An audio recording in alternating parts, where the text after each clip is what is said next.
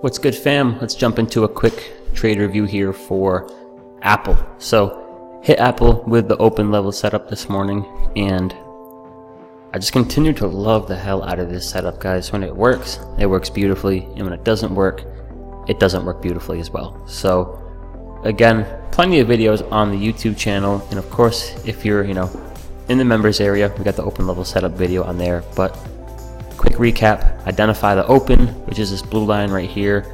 The stock initially dips and falls below the open. Buyers regain control, they push the stock back to the open and then above, and that's the open level breakout.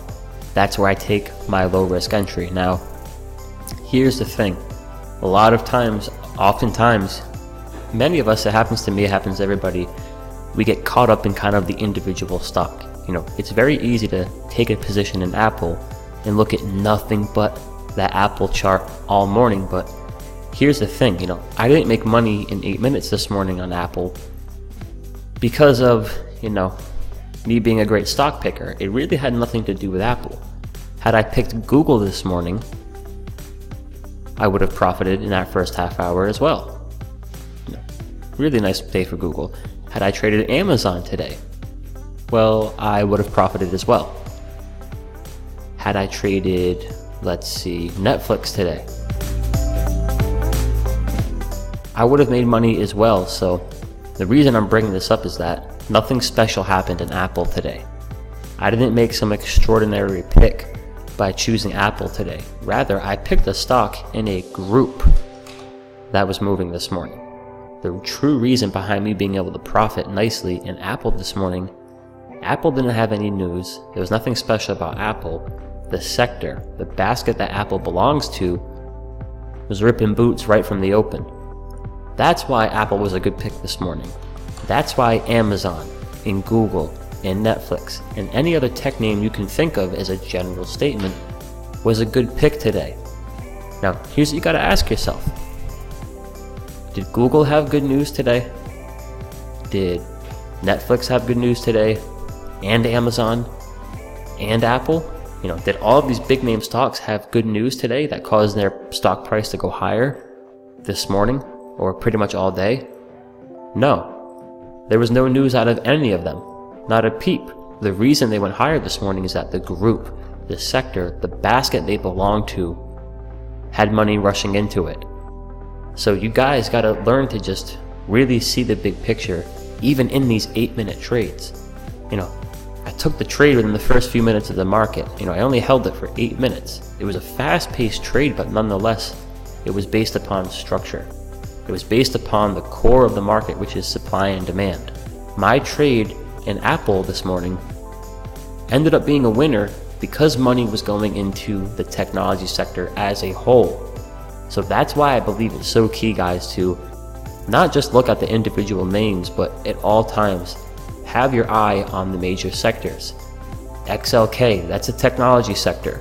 That houses all the technology names. XLF, that's the financials. XLE, that's the energy stocks. Not only does having this big picture view, that follow the money approach, not only does it help us go immediately to where the nice moves are early in the session, it allows us to pinpoint when we should take some profits. So again, this is a really simple setup here, guys, the open level, but the true importance of this video, and hopefully it sticks with you and you grasp the concept, is that stop having that kind of one stock mind. Don't have those horse blinders on and literally stare just at this. Have that bigger picture view, kind of realize the reality of why you did make money. Maybe you don't want to admit it, but you didn't happen to pick the best stock that day.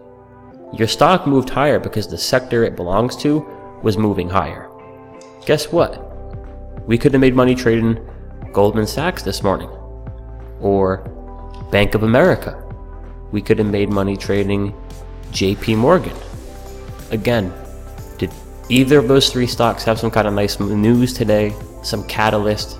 New CEO? No. What happened there this morning? Money was flowing into the financial sector. Therefore, the stocks in that group moved higher. The follow the money approach can make you a fortune with the swing trades. It's made me $20,000+ in a few days on multiple occasions. But it can also allow you to get in and get the hell out on sweet intraday opportunities as well. So if you're not kind of taking this approach to your trading where you're seeing things from the big picture view, spending the first few minutes of the market viewing the sectors, where's the capital going, where's the action going, I suggest you begin to try it. A few things are going to happen. One, you're going to avoid taking shitty trades in stocks where the group itself is just not doing anything.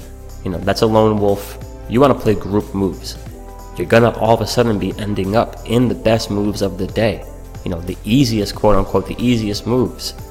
It was easy trading tech this morning because money was going into the basket. So, really simple, but nonetheless, guys, this is how you have to view the market. This is how a professional trader makes a living.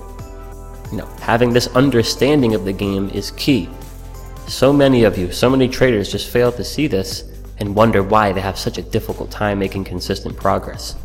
It starts with a true understanding of the game itself. So that's my trade review. Open level setup this morning in Apple. Quick 25, 26, 27% return, I believe, in 8 minutes. Small position trade, but was still good for about $250. And I'll take that in under 10 minutes any day. And we're on to the next trade tomorrow, guys.